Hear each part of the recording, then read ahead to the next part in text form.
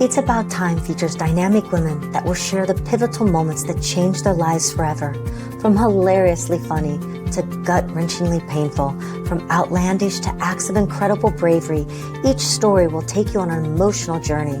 These are the moments that inspired us, captivated our minds, energized our souls, and motivated us to realize that this is our time.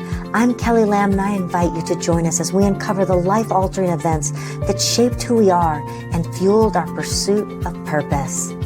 Let's celebrate the women, their resilience, strength, and the unique journeys that defines us as human beings.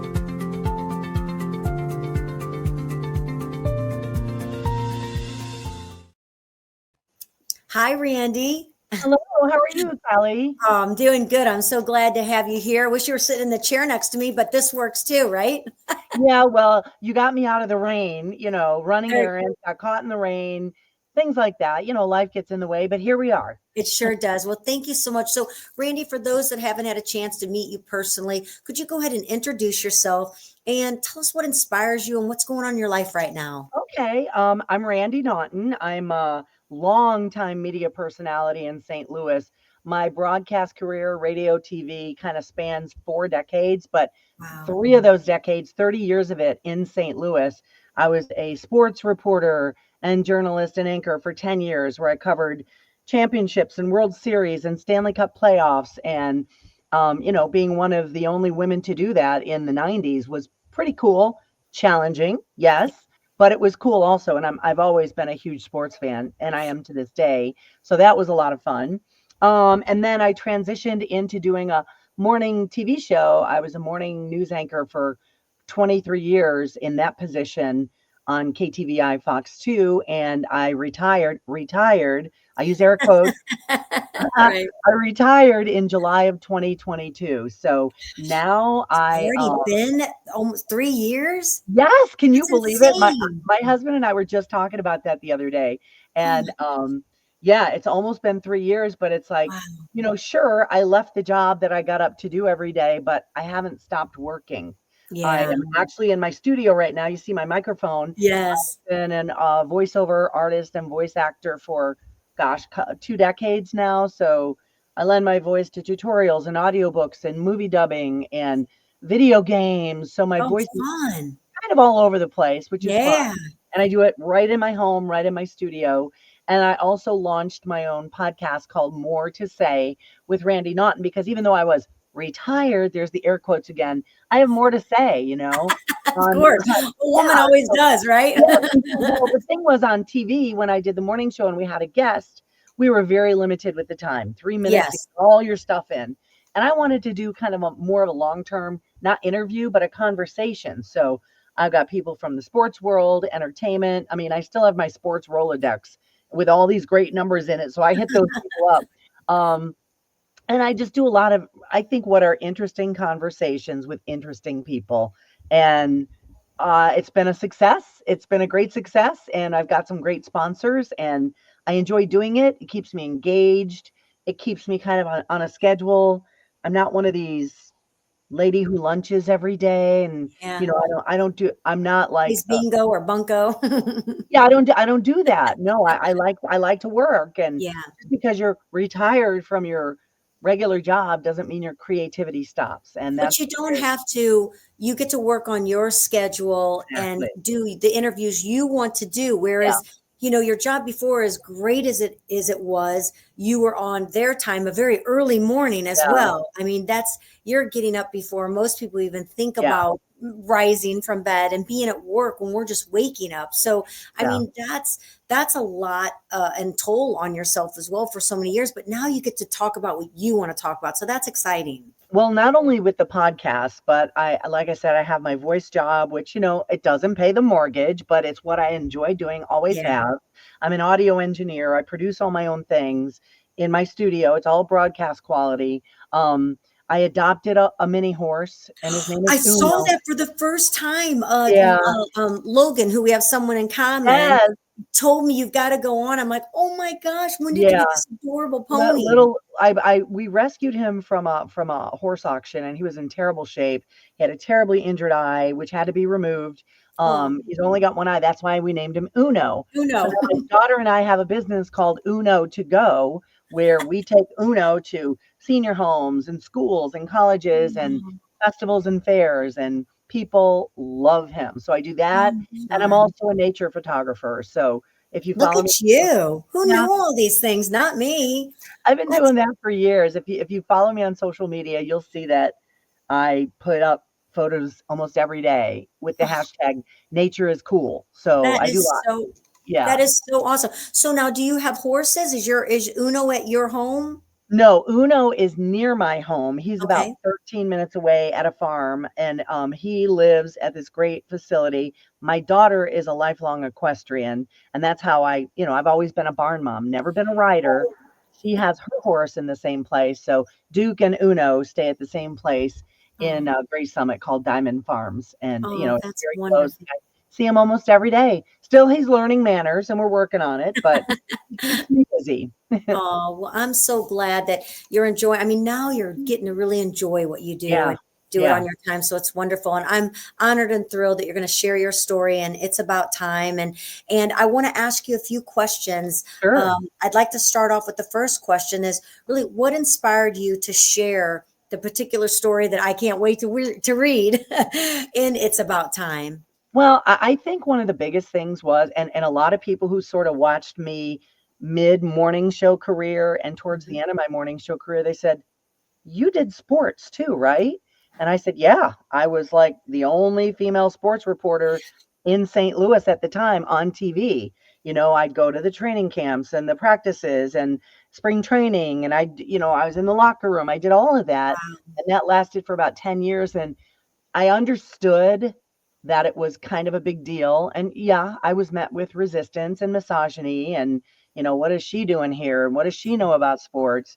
And it still resonates today sometimes. But I think the inspiration, I met a lot of people over my career, young women who said, I went into journalism because of you. I want to be a sports journalist because of you.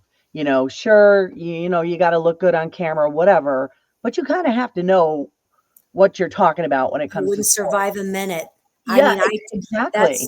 huge to be in. I mean, I would just be like a deer in headlights. I am not very. Did you grow up with brothers, or did you just always have this love for I, sports? I I grew up a sports fan. I have a large family, three siblings or six siblings, three boys, three girls. But the females, the girls in the family were more athletic than the boys. We played all the sports. My dad was a huge sports fan, and I followed my dad's lead, following his love of college basketball and the Buffalo Bills and pro basketball at the time. So I was just sports was ingrained in me by Yeah, the time I was 8 years old, just a sports fan. And I think that is the root of my success as a sports journalist, where, I've been known to kind of be a little fearless. I'm not really afraid of, asking tough questions. And I got pushback from some players sometimes, and I gave it right back to them. Mike Keenan, the former head coach of the St. Louis Blues, did not like me, or so I thought. And he let me have it a few times in front of people.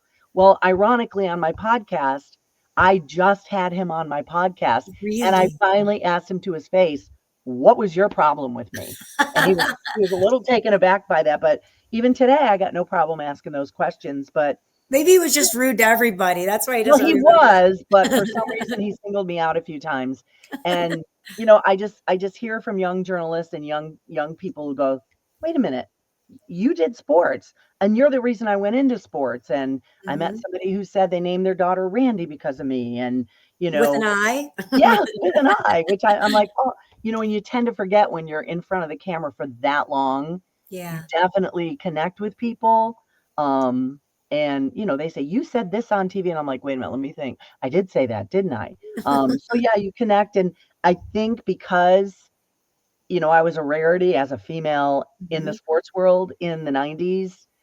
I think that I think that inspired a lot of young people, a lot of young women to go into sports journalism or even TV as a whole. And even today, I'm kind of like a media coach, and I mentor a lot of young journalists around the country as far as, the contracts of today and navigating the Mhm. news world and look, what do you look like on camera, and what about your diction? So I try to help young journalists kind of navigate that world. Yeah, I'm not, mentorship there. yeah, I'm not in it day to day, but I keep my hands in a lot of different cookie jars. Let's just put it Yes, that way. but you're enjoying it, and that's what I am. matters. My Yeah. next question to you is, was there a moment while thinking about writing your chapter when you felt emotional, empowered, or even hesitant? But I really kind of feel from you've answered that in the way that it's really motivated you, that someone has named their child, or they're getting Yeah. into sports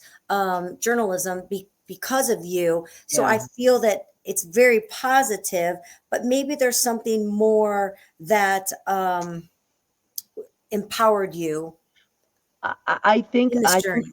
something else that empowered me was I was afforded the opportunity to work with a lot of charities and nonprofits, and I MC galas and fundraisers and charity fundraisers and things like that. And, I have a daughter, she's 31 now. Um, and she, as a child, came with me to all of these things Oh, to that's great. understand, you're a spoiled kid. Yes, I admit it. I spoiled my daughter. But she Only got, child then? Only she's the one. only child. Yeah. You went from But six to one, to having one child. yeah, to my husband and myself having the one, but it allowed us to show her different people and different life situations and different things. And she, and I'm very proud of this, has grown up to be very philanthropic, very Mm. giving, very understanding. She has a psychology degree, and she worked in in the mental health field for a while as a counselor. And she, I think that rubbed off on her a Yeah. little bit. So Seeing your I'm own very daughter, proud of the person she's become. Yeah. right? Seeing your own daughter is very empowering. Know that Yeah. what you instilled in her and seeing that carry on in her life, that's wonderful. Yeah, And she's great. my last question for you, Randy, how did the pivotal moment change you? Not just, in that time, but the long haul. How do you think what you've become where you are right now for the long haul? What is the pivotal moment? I would say it's a trajectory of moments, because when you Mhm. work on a morning news program, you literally get up in the middle of the night, Yeah. 1:30, 2 a.m. You go to bed at 7 a.m. Um, I think I'm most proud of the fact that it was a sustained career. I had, again, 40 years in TV and radio, 30 of them at the same station in St. Louis. So I Incredible. think one day, the pivotal moment, I'm driving to work, and it was, in the middle of the night, trying to get to work safely at that hour. And I was just kind of doing the math in my head. I'm like, okay, so it's February of 22, blah blah blah. When did I start here at Fox 2? Tell me, 1992, and I went, oh, that's 30 years. Wow. 30, and it just hit me between my eyeballs. And my husband has been trying to talk me into retiring long before that. You can. We're okay. We set our retirement up. We're good. But the worker being me couldn't grasp that until Who would I I be without it, right? right, right, because it was instilled in me since I was a kid. And it was at that moment I said, okay, 30 years is a good number. I'm good. And I Yeah. went away with my sister to California for a quick little vacation. And I came back from that vacation, and I told my boss, I'm retiring. She said, we're not ready for you to retire. I go, I don't know if I am either, but that's what's happening. Go out on a high note, right? Right, exactly. Not when they ask you to retire. Right. Better Do that way. Yeah. Yeah, do it on your time. Did you take a little bit of a break? I mean, did you kind of step away and kind of, emotionally let go of what you've been doing to refresh yourself? I will say, emotionally, psychologically, it is very, very difficult to detach yourself from that work schedule, from the Mhm. mindset that I have to go to bed at 7 because I have to get up at 1. And I found myself getting my jammies on at 5 a.m. going, whoa, whoa, whoa, whoa, at 5 p.m. I mean, it's like, you don't have to do that anymore. Yeah. And there are times I still do that. And there are times I still wake up in the middle of the night at 1:32, and I go, I gotta go. No, you Wow. don't. No, you don't. And this is Wow. 3 years later. So Yeah. your circadian rhythm and your psychological mindset, and there are days where I have to say, okay, you don't have to do anything, because as far as my podcast, I'm in charge of booking, I'm in charge of producing. I mean, I have a physical Logan as my producer who does that, but I'm in charge of all the social media. So I keep my brain going, and I'm learning a lot about social Yeah. media and marketing your own things. So there's just new things to learn. Your brain doesn't shut off just No, because your career does, right? not even when you're My sleeping. career just shifted lanes, and I'm just Yeah. doing something different.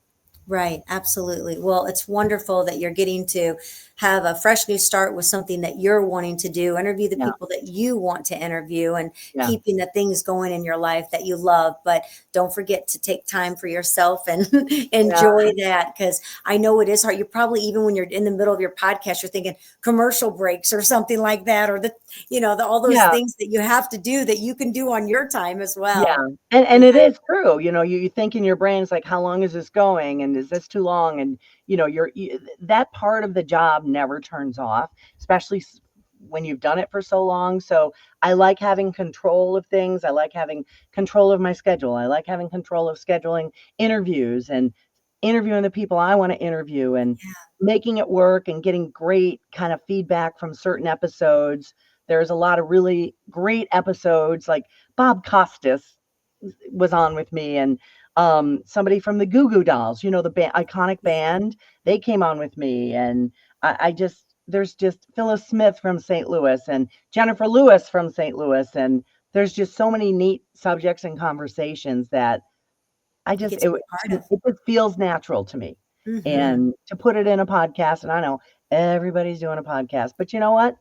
I don't care. So am I. Here we are. Absolutely. Yeah, That's the beauty of it, is being able to do that and share. And everyone has something to offer that can make yeah. someone else's day better. And so keep sharing, keep doing what you're doing, and make the place a better place than what it was. So I try to, whether it's with pictures of Uno, or, this great photo I took of a gorgeous wild swan on a pond the other day. It's like just so pretty. It's just I try to get outdoors every single day. yeah, I'm not a gym rat. I like to exercise outside. I don't stare at a screen all day. I like to be outside. So yeah. if I It's so happen to good for you. yeah, and if I happen to capture something great, I take a photo of it Yeah. immediately. Well, capturing moments of your life to be able to treasure. And I appreciate so much you taking some time to be a part of It's About Time. I look forward to your story, and Yeah. everyone else that will be able to read it as well, and get a little glimpse of Randy on the other side of Fox too. Well, this as you're looking at me with minimal makeup and rat drowned hair. I got caught in the rain, as I mentioned. This is, I don't have to do all the makeup and hair Right. every day. This is That, life. that it's like I have eyelashes again. Oh my God, they grew. It's true. I can't, when I go home, it's like everything just goes flying off. Everything It's like comes off. Right. Gordon's not even in the door, and I'm already undressed into something comfy, and Exactly. no one would recognize me when I'm at home. That's what my husband says. Like, aren't you gonna put on some blush or something? I'm like, no, no, I'm not. Nope, this is it. This is what you This is get. me. Oh, it's been so fun talking with you, You Randy, and too. thank you for your part. I look forward to the journey as we move along with the book, and get to even know you more. So I appreciate it so Great. much. All Thanks, right, Randy. Kelly. Thanks to you Bye. and Thank you. Gordon for including me. Bye.